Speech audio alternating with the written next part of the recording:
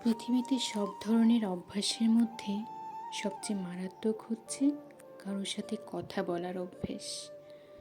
এই অভ্যাসটা দু একদিনে হয় না, নিয়ম করে রোজ একটু একটু করে কথা হয়। তারপর আস্তে আস্তেই মায়া জন্মায়। আর মায়া জন্মাতে জন্মাতে যখন তার নেশায় পরিণত হয়, ঠিক তখনই তা কেবল অভ্যাসে রূপ নেয়। এই যে কারোর সাথে কথা বলার যে অভ্যেস আপনার অজান্তেই সৃষ্টি হয়, আপনার ভালো থাকার সম্পূর্ণ নিয়ন্ত্রণ আপনি হারিয়ে ফেলবেন তখন।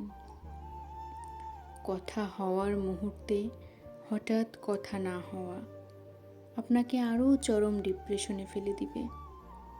নিঃশ্বাস নিতে কষ্ট হবে আপনার, কোনো কিছুই ভালো লাগবে না, হুটহাট মন খারাপ হবে, অযথা কান্না করতে ইচ্ছে করবে।